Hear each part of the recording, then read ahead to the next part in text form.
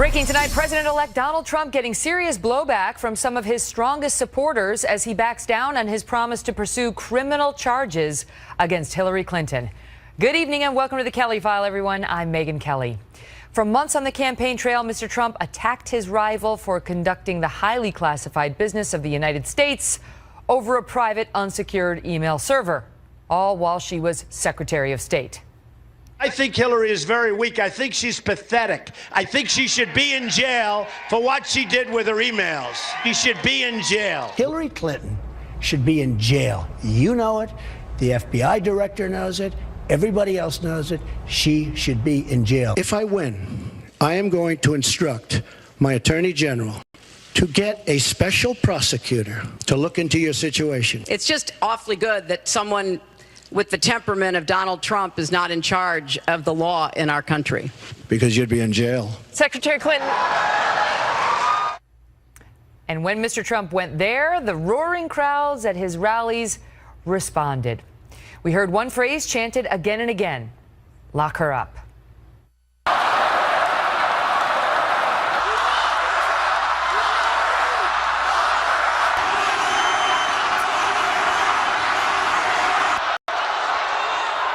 She should be locked up. She should. Then hours ago, Mr. Trump seemed to walk back his pledge to try to put Hillary Clinton behind bars, telling the New York Times that he does not want to, quote, hurt the Clintons, and that he prefers to move on. In moments, we'll be joined by Wisconsin Congressman Sean Duffy, who was one of Mr. Trump's earliest supporters, and we'll also speak to author Peter Schweizer, whose book is credited with sparking the ongoing FBI investigation into the multi-billion-dollar Clinton Foundation. But first, Trace Gallagher is live with the latest on all of this. Hey, Trace. Megyn, right after the election, Donald Trump was even signaling that he was softening his stance on whether he would push to further investigate his former rival, telling our sister publication, The Wall Street Journal, that he hadn't given it a lot of thought and instead wanted to focus on health care, jobs, immigration, and tax reform. And today, the president-elect confirmed it, telling the New York Times, quote, "My inclination would be, for whatever power I have on the matter, is to say, let's go forward. This has been looked at for so long, ad nauseum." And the part where he says whatever power I have on the matter is interesting, considering that those who disagree with him for not going after Clinton are seizing on just that. Conservative commentator Ann Coulter tweeting, quote, "Did we make him the FBI and DOJ? His job is to pick those guys, not to do their jobs." Breitbart, formerly run by Trump's chief strategist Steve Bannon, ran a headline saying, "Broken promise." And the conservative group Judicial Watch, which sued to get more of Hillary Clinton's State Department emails, said Trump's refusal to investigate Clinton, quote, "would be a betrayal of his promise to the American people to drain the swamp of out-of-control corruption in Washington, D.C. But Rudy Giuliani, who's being considered for a cabinet position and who also said Clinton belonged in jail, is now backing off his position. Watch. Look, there's a tradition in American politics that after you win an election, you sort of put things behind you. And if that's the decision he reached, that's perfectly consistent with sort of a historical pattern.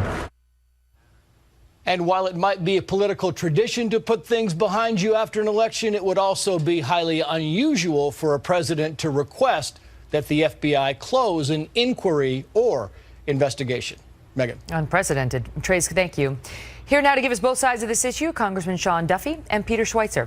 He's the president of the Government Accountability Institute and author of Clinton Cash. Peter is the untold story of how and why foreign governments and businesses helped make Bill and Hillary rich. We begin tonight with Mr. Schweizer. Peter, good to see you tonight. So your reaction when you heard President-elect Trump say that? I think it's deeply disturbing. Look, he shouldn't be talking about this at all. It's not his job. I was on your program earlier this year, Megyn, talking about how inappropriate it would be for President Obama to intervene in an investigation. It is equally inappropriate for a president-elect and later president, Donald Trump, to do the same. If he wants to pardon her at the tail end of an investigation, if the Department of Justice decides that they're not going to prosecute, they are fine to do that. But the FBI is undergoing an investigation now, and the president-elect should not be telling them to halt their investigation. I mean, the outrage that we would have seen from conservatives and Republicans and Trump supporters if President Obama had come out and said explicitly, we need to move on and there should be no more investigation, and the Clinton Foundation has done good work, and we really just need to move forward. You know, the Republicans would be hammering him on overstepping his role. Yeah, that's exactly right. It is overstepping a role. And think about this, Megyn. 75% of the American people believe that the elites in this country don't have to abide by the same laws as the rest of us. Play this through for a second. If Hillary Clinton had won in November, I think it's safe to assume that she would not have been investigated for the Clinton Foundation. She has lost in November, and now it seems that Donald Trump does not want her to be investigated for the Clinton Foundation. That is the definition of a rigged system. Win or lose, she's not going to face any legal investigation. It just does not make sense. And one of the reasons I think Donald Trump won in certain parts of the country is precisely because people felt like the elite in this country are above the law. And by him making these statements, he seems to be implying that he thinks the Clintons should not have to answer or be investigated for what they've done. That's the thing, is either she's committed a crime or she hasn't. And the FBI is investigating it. And Donald Trump has come out and said, well, he doesn't want to hurt the Clintons. He says he's not taking investigations off the table, but he doesn't want to hurt them. He wants to move on and move forward, which, of course, will be applauded by many Americans as a political matter. But as a legal matter, the question is whether it is appropriate, as Ann Coulter, who is a smart lawyer, she's controversial, she's a smart lawyer, seized upon immediately. No, you're exactly right. And look, when is the idea of national unity and truth-seeking, when are those two viewed as inconsistent? What I've said all along, and I think what a lot of people agree on, is let's investigate. Let's find out what we can actually discover about what the Clintons did. Maybe it can be prosecuted, maybe it can't. But here's the bottom line. This is not just about the Clintons. We need to find out what happened so we can't allow these sorts of things to happen in the future. Okay, but last question, Peter, last question. You know, a lot of people, Rush Limbaugh among them, say, we never believed that. We never believed Donald Trump when he said that in the first place. That was just bluster. And now he's just admitting that it was bluster and it was nonsense. And it was, you know, it's not exactly a broken campaign promise so much as a promise that was never really made because his heart wasn't in it. Well, you know, I can't speak for what's in Donald Trump's head. I can say that my view, and I think of the view of a lot of people in the FBI, 5 field offices investigating the Clinton Foundation, it was not bluster, and it was not about throwing Hillary Clinton in jail. It was about investigating possible criminal activity, and that needs to go forward. Good to see you, Peter. Thanks for being here. Thanks, Megyn. Joining me now with more, Congressman Sean Duffy, who is one of President-elect Trump's earliest supporters. Congressman, good to see you. So what do you make of Peter's argument? First of all, I got to tell you, I love Peter. He's a patriot, and I'm a big fan of all of his work, which allowed Donald Trump to publicly prosecute this case. But I think he's mixing up the argument. Donald Trump was talking about the private server and the emails, and Director Comey did an investigation. Loretta Lynch decided not to prosecute. I think what Donald is saying is that's behind us. Let's move forward. We don't Based on necessarily what? have Where an do you get investigation that? yet. Where do you get that he was taking the Clinton Foundation off the table? Because he said that people could argue the Clinton Foundation has done good work, which is a very different message than the one we heard from him a couple months ago. But I do think in regard to his public statements and his fans chanting "lock him up," that was in regard to the emails and the private server. The investigation hasn't been completed yet with regard to the Clinton Foundation, and I think that should go forward. But Megyn, I think what's important But it's not to note about is what you think. Donald It's about Trump, what President-elect Trump thinks, and he did not make that distinction today. It sounded like either way, he believes Hillary Clinton, as he put it, that she's had enough pain. That's what Kellyanne said on his behalf, and that he doesn't want to hurt her. Well, I would disagree. Then I do think the investigation should go forward. But can I make another point, Megyn? Sure. I think what's important for Donald Trump is if you look back and you blow your political capital prosecuting and going after Hillary Clinton, as opposed to saying, how do I actually make America great again? How do I fight for the forgotten men and women and families and communities who crossed political lines and voted for me, or who haven't voted for 20 years but came out to support my campaign because he was going to fight for policies that were going to make my life better, my family better. They're going to put a chicken in all of our pots. That's what America, I think, wants him to fight for. And if you look back and burn political capital on Hillary, you can't move forward with securing the border or tax reform or health care reform. I get that. By the way, I get that. A lot of Americans out there are sitting listening to you agreeing with that. But that is a very different message from the one Trump sounded when he was running for this office. And for that matter, very different message from the one sounded by yourself at Donald Trump campaign events, including this one on August 16th. Watch.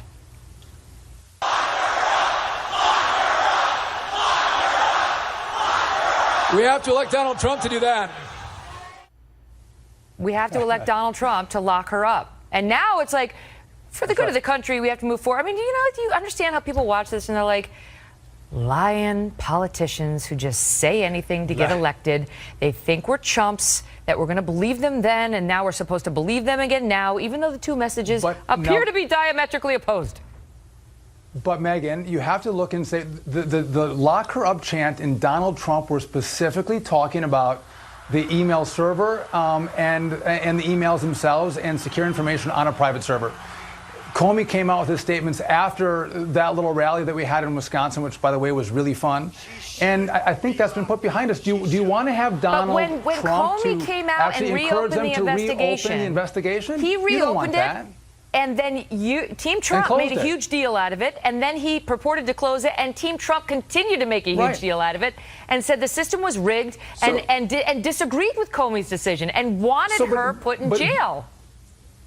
But you as a lawyer, Megyn, and me as a former prosecutor, do I want Donald Trump to then say, no, I am going to be the FBI head, and I'm going to head the Department of Justice, and I'm going to force them to reopen an investigation that they closed. The lawyers, who some of whom happen to be anchors, actually said, we accept the FBI's decision. They've made it clear. But you guys were the ones saying, lock her up. Now tonight, it's a 180, and we're supposed to pretend the magic of videotape does not exist. Megyn, I actually agreed that, listen, I was going to take Comey at his word because I didn't have all the evidence. I didn't sit inside the FBI. So I publicly was out there saying, whatever Comey decides, I think we have to go with. Okay. But your candidate did not feel that way. And now he's the president-elect. You see? So, I mean, you understand the frustration of some of Mr. Trump's supporters and the frustration of just reasonable people who see them. I'll give you the last word. But, Megyn, you do want you want him to fight for the policies that are going to help the economy of middle America that elected him, and you can't do that if you have a political fight with Hillary Clinton. Let's move forward and start making America great, which isn't putting Hillary Clinton in jail right now. Great to see you, Congressman. Thanks for being here. You too, Megyn. So, also tonight, new questions about whether intense media coverage, and it has been intense, of a white nationalist meeting in Washington. The thing had like 285 people, disturbing, but does it justify the amount of wall-to-wall coverage that we have seen of this group and the repeated demands to have Donald Trump denounce this ugly group, which he's done, but they want it done in stronger terms and so on and so forth? We'll have reaction on that from former Intel Committee Chairman Pete Hoekstra and Democratic strategist Robert Zimmerman. Plus, the president-elect goes face-to-face with the New York Times in a meeting that made headlines on waterboarding, peace in the Middle East, and Mr. Trump's relationship with President Obama. Howie Kurtz and Mike Huckabee are next with the news. They are so dishonest, folks. You can't even read articles in certain papers anymore. New York Times is a total lie.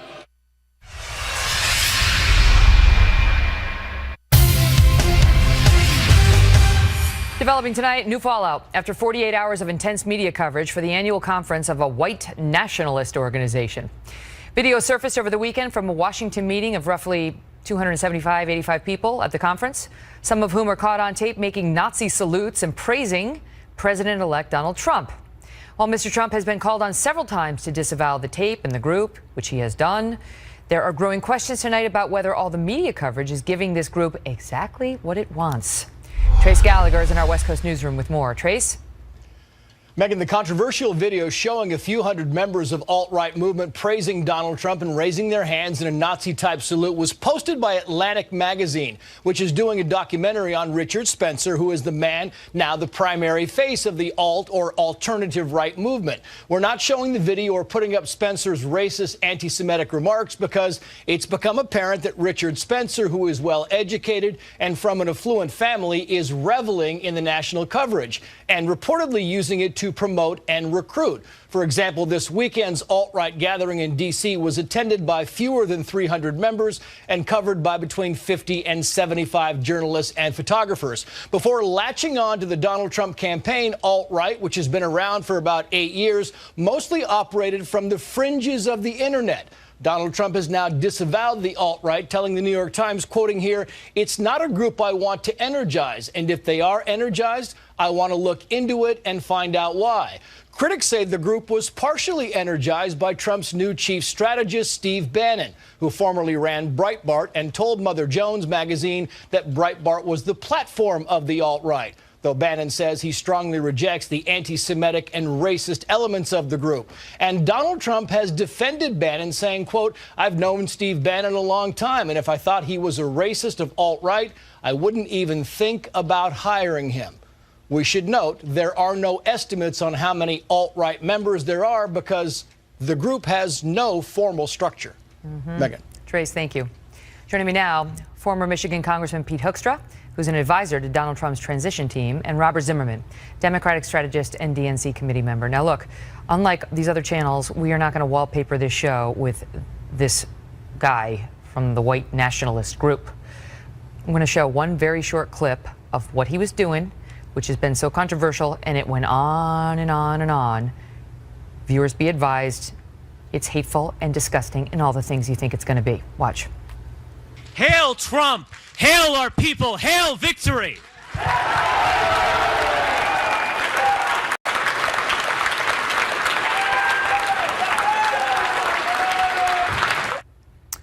Making the Nazi salute, and went on to say, hail, let's party like it's 1933. Robert, you want to set this up for us? Why? I mean, everyone understands the hatefulness of the group, but why is it on Donald Trump? Well, it's on Donald Trump, and it's Donald Trump's responsibility as our president-elect, because since Election Day, we have seen, according to the Anti-Defamation League, a record rise in hate crimes, especially amongst young people using the language from the Trump campaign. And because at the same time Donald Trump says that he would never hire Steve Bannon if Bannon was from alt-right, Bannon acknowledged that he made Breitbart the platform for the alt-right or the white supremacist movement. That is, he did say that to Mother Jones. He's since denied it. But the thing is, Robert, and I'm going to get to Congressman Hoekstra in a second, but the thing is, you know, how is Donald Trump responsible for the hateful rhetoric of a group that likes him? Let's be very clear. According to Speaker Paul Ryan, Donald Trump engaged in racist rhetoric in the campaign. Of course, the birther lie contributed to the racist climate in the campaign as well. So the point simply here is Donald Trump, as our president-elect, has a responsibility to unite the country and bring it together. It shouldn't be when he speaks to the New York Times editorial board with the same energy he used on Twitter to condemn Alec Baldwin on Saturday Night Live or condemn the cast of Hamilton. But the thing he is, should be using his energy to condemn. He should be using his energy to condemn the extremist bigotry that we're witnessing in the hate crimes. But the thing is, Mr. Hoekstra, so he's come out, Donald Trump has said, and he said, I disavow them, I condemn them, I want nothing to do with them. But he's saying he doesn't want to call more attention to them. And honestly, to see the wall-to-wall coverage we've seen of this some places, you would think that that instead of 285 of them in a restaurant, we're talking about 285,000. I mean, it's a fringe group that's looking for attention. They want to be on the Kelly File. They want to be on these shows wall-to-wall. Well, that's exactly right. And they've played the media beautifully. And, you know, they're working with a willing accomplice. These folks want to destroy Donald Trump. They've gone after Bannon. They've gone after Pete Sessions. They've gone after Michael Flynn. You know, they're not giving this president a break at all. The clear thing here is Donald Trump has disavowed this group, and he is moving forward, and he's talking about what he's going to do to make America better for all Americans. Robert's point is that he needs to more forcefully come out and condemn them. We've seen this elsewhere, too. This is one example from the Anti-Defamation League saying he should be doing more to discredit these people. Same guy came out and said he has to clearly state these are not American values, that their ideology is in conflict with American values. That's what we depend on our president to do, to set these people straight. And the more Donald Trump talks about it, the more that he's talking about issues that are not going to move America forward. These are the same people that were saying, you know, the Muslim community is in fear of Donald Trump. They are stoking these fears. And what happens on Election Day? Sure, Donald Trump doesn't get that many Muslim votes, but he gets 3 times more the number of Muslim votes than what Mitt Romney got. Why? Because there are a number of Muslims who are very serious and seriously concerned about ISIS, and they're finally glad that we're going to have a president that is going to take on ISIS. Why? Because ISIS is killing more moderate Muslims around the world, and they're glad that we have a president who will focus on that. So let me ask you, Robert, what do you think? This is a media storm that's a fake story. All right, let's talk about the media storm for a second, because Sean Spicer, who's the deputy over there at the Republican National Convention, was on with our friend Wolf Blitzer on CNN today, and this happened. Watch. All right. Should he go out there and deliver a specific speech and make that abundantly clear he doesn't want these people support and he condemns them? When is it going to be enough? He has condemned everyone that's come out and supported him, every group that supported him. At some point, you've got to take, his position and go move on. Why doesn't he do that more dramatically, if you will, and make it clear he wants no part of these people? Because I think it's asked and answered, Wolf. You've asked me eight times the same question. I've told you what his position is. What exactly does Donald Trump need to do to satisfy, the folks who are paying attention to this group? What Donald Trump needs to do, in my estimation, and he's in a very unique role to really unite the country, as the congressman referenced, is to speak to the American people, to address the issue of race and prejudice in our society. And what better time than during the Thanksgiving holiday season? Because he has an opportunity here. It's to speak not just to the neo-Nazis that we witnessed, but let's remember the record rise of hate crimes throughout our country. It's not a fake crisis when a swastika is painted on a wall of a home in a neighborhood, or where Muslims or the gay community, or in fact the black community are feeling frightened or dealing with actual epitaphs thrown at them. He has to talk about the fact that how he's going to bring our country together. We're not going to solve this problem by ignoring it. Okay. That just gives fuel Understood. to the opposition. For whatever it's worth, the white nationalist defends his Nazi salute as a rhetorical flourish. Said there was a lot of cheekiness going on and exuberance because Mr. Trump's win had lifted their spirits of their radical movement. So there you have it, all sides, including that of the white nationalist group, something you never thought you'd say on national TV. Great to see you both. Good to Thanks, be with guys. you. Breaking tonight, Fox News confirming that President-elect Donald Trump has offered Dr. Ben Carson the top spot at Housing and Urban Development. Dr. Carson says he wants to take the holiday to think it over after earlier suggesting he wasn't interested in a cabinet position in the Trump administration. He's scheduled to join us on this broadcast tomorrow night. Maybe we'll force an answer out of him. Don't miss that. The news comes on the same day that Mr. Trump went face-to-face with the New York Times over how the paper is covering and has been covering the president-elect and his new administration. For more on that, we go to Fox News Media Buzz host Howie Kurtz. Hey, Howie. Hey, Megan. Donald Trump constantly criticizes what he calls the failing New York Times and then threatened a lawsuit during the campaign. So it was something of a surprise when he agreed to a meeting today. Even more of a surprise when he canceled it, tweeting that the paper had tried to change the terms and conditions and continues to cover me inaccurately and with a nasty tone. The Times says it was Trump who tried to drop the on-the-record portion of the meeting, but within hours it was back on, with publisher Arthur Sulzberger Jr. sitting next to the president-elect at the Manhattan newsroom. And Trump, who had been keeping a low profile, made plenty of news. Trump said he had changed his mind on the use of waterboarding and other forms of torture, deciding it's not effective, after talking with retired General James Mattis, who he's seriously considering to run the Pentagon. Trump dug in against taking action to resolve potential conflicts of interest involving his global real estate empire, refusing to rule out meeting business partners in the White House. And he won't distance himself from his children, who will be running it. If we're up to some people, said Trump, I would never, ever see my daughter Ivanka again. And speaking of family, he said he might tap Ivanka's husband, Jared Kushner, a Jewish developer and campaign advisor with no experience in public office, as a special envoy to the Middle East. Trump saying he'd love to be the one who makes peace between Israel and the Palestinians. Trump even said he has an open mind on climate change, which he has called a concept concept invented by the Chinese to hurt American manufacturing. In this interview, he refused to repeat his earlier position on abandoning the global climate agreement reached last year in Paris. And Trump appeared to back off his threat to loosen the libel laws, telling the Times folks, "I think you'll be happy." Bottom line here, these comments will probably be welcomed by the Washington establishment, even by some Democrats, but could be seen as a betrayal by Trump's conservative base. In fact, the conservative site Breitbart, which had been run by Trump advisor Steve Bannon, ripped Trump for a broken promise for saying he's decided against seeking a special prosecutor for Hillary Clinton. The newspaper billed today's session as Trump, quote, tempered some of his most extreme campaign promises.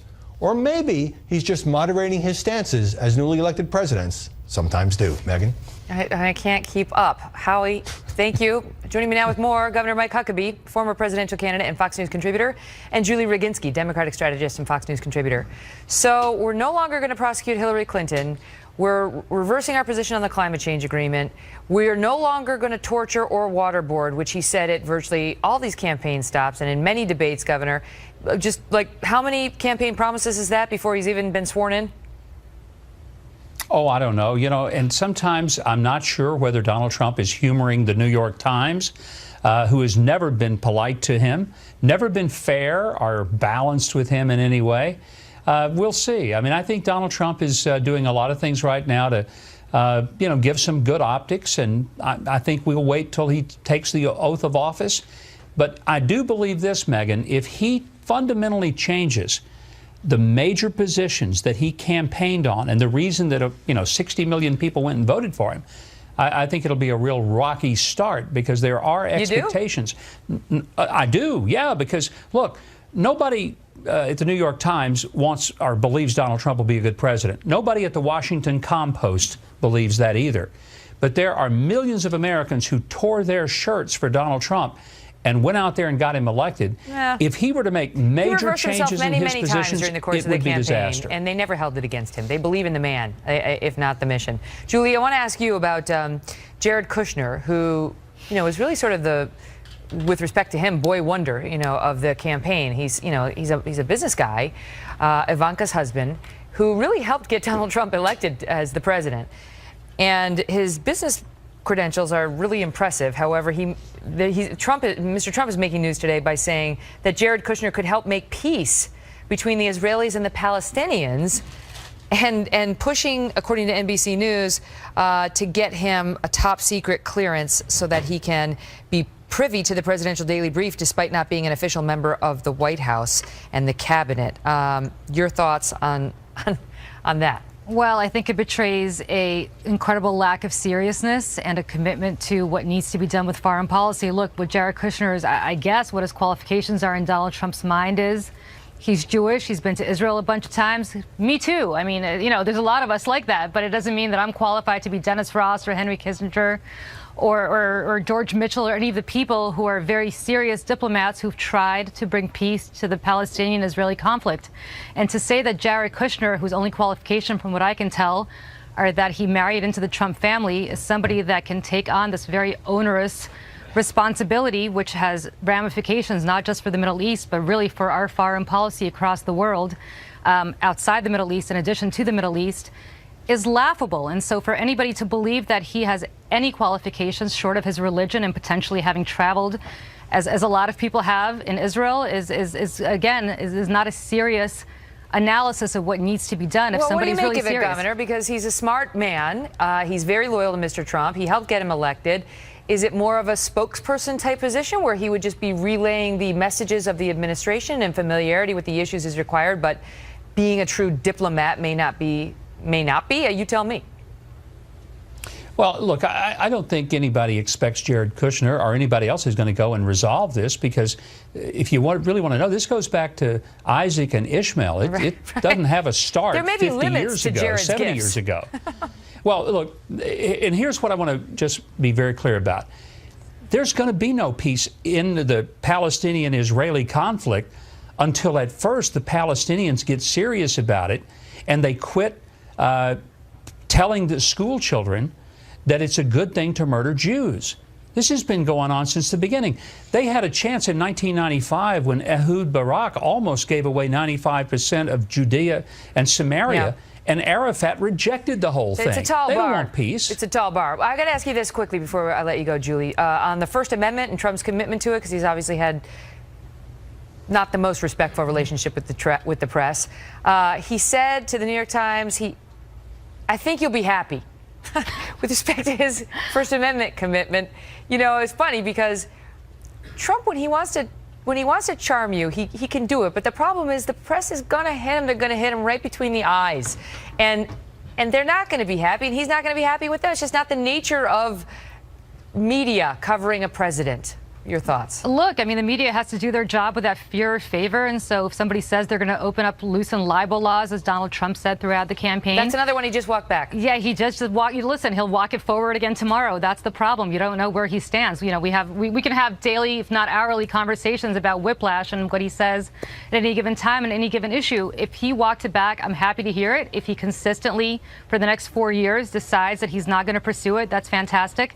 But he cannot lash out at the New York Times, the Washington Post, Fox News, or anybody else when any of us say something he doesn't like. That's the reality of a free press. It was interesting because he said, if you guys see something where you feel I'm wrong, I'd love to hear it. You can call me. Arthur Sulzberger Jr., you can call me. But of course, this is not how it works. Like, they're going to call. He's going to blow him off. They're going to write pieces that he doesn't like. And I guarantee right here tonight that the New York Times will not be happy, and Donald Trump will not be happy. No one will be happy because media coverage of a president is usually not happy. I got to go. Megyn. Go ahead. One quick thing. We're talking about the credibility of Donald Trump. We need to be talking about the credibility of the New York Times, which doesn't have any. We've had that discussion. They don't have any. Great to see they you have both. None. No one's happy. First of all, there's no happiness in media. And there's definitely no happiness in politics. And when you mix the two of them together, there's zero happiness. It's all about unhappiness and skeptical and cynical awfulness. Welcome to the Kelly File. So, coming up, Democratic Congressman Tim Ryan is now being accused of sexism for the crime of challenging Nancy Pelosi for her job as minority leader. He's here tonight to respond to that. Plus, the left, some of them, thought it was great when a Broadway cast publicly challenged VP-elect Mike Pence. But how did they react when Dr. Ben Carson spoke truth to power back at the National Prayer Breakfast when the president was Barack Obama? Mark Thiessen and Matt Bennett are next for our little walk down memory lane. New questions tonight about a possible double standard when it comes to free speech. We heard some voices signaling their approval after the cast of Hamilton publicly confronted Vice President-elect Mike Pence following Friday's showing of the popular Broadway show. Donald Trump, if you're offended by someone actually speaking their mind and talking about the fact that there are many people in this country, minorities, the vulnerable, many people who have some sense of apprehension, if you have a problem with that, then that is a problem. There was a very respectful message read on stage by the cast of Hamilton. The entire show is a political message. So I'm surprised that Trump would take that tone. It's not a tirade from the stage. It was actually a respectful thank you to Mike Pence for coming to the show. Respectful. But remember back in 2013 when Dr. Ben Carson was openly critical of President Obama at the National Prayer Breakfast? We heard very different reactions back then. It was one of the more shameful appearances I've seen in Washington in my career. It is a way for people to commune with the God of their choice. And this guy turns it into a Republican talking point political session. I think it's really not really an appropriate place to make this kind of political speech and to invoke God as his support for that kind of point of view. Joining me now, Mark Thiessen, Fox News contributor and former chief speechwriter for President George W. Bush, also an AEI fellow, and Matt Bennett of Third Way. Great to see you both. So good to see you, Megyn. It's not the same people. We're just trying to make the point. And there's been hypocrisy on the right, too, for that matter, in praising Dr. Carson back in the day, but condemning the cast of Hamilton today. Your take on it, Mark Thiessen. Well, first of all, there's a long tradition of speaking truth to power at the National Prayer Breakfast, and it didn't start with Dr. Ben Carson. It actually, in 1994, Mother Teresa came to the National Prayer Breakfast and stood in front of Bill and Hillary Clinton and gave a powerful message against abortion. And then, you know what? She invoked God, because that's what you do at the National Prayer Breakfast. She was stood inappropriate, as Mother Teresa often was. Blessed Saint Teresa of Calcutta was not inappropriate, Megyn. No. And she stood there while Bill and Hillary Clinton were stone-faced, and the crowd applauded and said, "There are no unwanted children. If you don't want your children, give them to me." And So you're saying there was a precedent for what Dr. Carson did? Well, what you do at the National Prayer Breakfast is a place where leaders are called to present their views and their opinions on moral questions facing the day. Hamilton is a musical on Broadway. They're paid to sing and dance and entertain us. To entertain us for $850 a ticket. Now, if they want to take their show and be rude and turn it into a platform to attack Trump and Pence, that's their prerogative, but they have to realize that they look absolutely ridiculous to the rest of America when they do it. Well, look, it's tough. When Mark invokes Mother Teresa, that's a tough start for me. You got to understand, Megan. But no good way out. I will say, when it comes to Barack Obama, he's been very clear that people have the right to speak their mind. If you remember when that protester was shouting at him near the end of the campaign, he hushed the crowd and told them to be respectful of the guy, and particularly because he was elderly. Yeah, but you remember many on the left were outraged at Ben Carson for what he did at that prayer breakfast. Same types of complaints we heard from the right in response to Hamilton. Yeah, there's no shortage of hypocrisy, if you point out. But look, Dr. Carson was standing at the president's podium. He was lecturing the president about policy. Mike Pence was trying to see a Broadway show. Well, but Carson was doing it in kind of a snide way, talking about death panels. If you look, but the guy lecturing Mike Pence, our vice president-elect, has tweeted out about hoes, calling women hoes. I'm just saying. But when he wasn't lecturing him, he was. I thought it was actually quite a respectful comment that he was making. This guy who was talking had just played a vice president on stage. I don't think he felt that they could pass up the opportunity to make he also slept in a Holiday Inn last night, but it doesn't necessarily make you the person to, advise the vice president-elect. Although, he should have.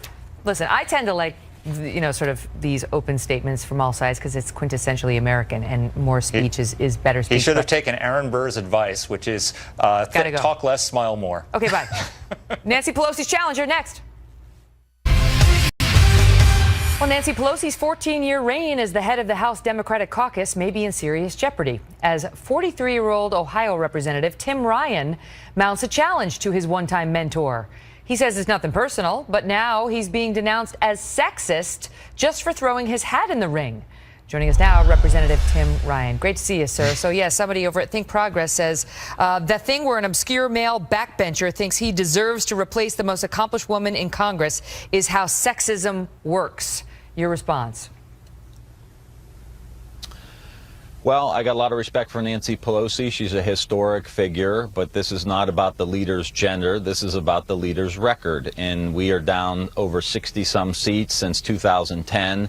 We have the smallest Democratic number in our House caucus since 1929. We're not winning. And if this was a football coach or a baseball manager, we would be trading him in for someone new, and I'm asking the opportunity to do that myself. Do you think Nancy Pelosi resonates with Democrats in the Rust Belt in places like Ohio, where you're from? Well, the whole premise of me running is saying that I don't think the current leader can connect with people in the areas of the country that we need to connect in order to get back into the majority and push programs that are going to increase jobs and wages and secure pensions in places like Youngstown, Ohio. And I think we've turned into a coastal party. We are no longer a national party, and that was proven on Tuesday night.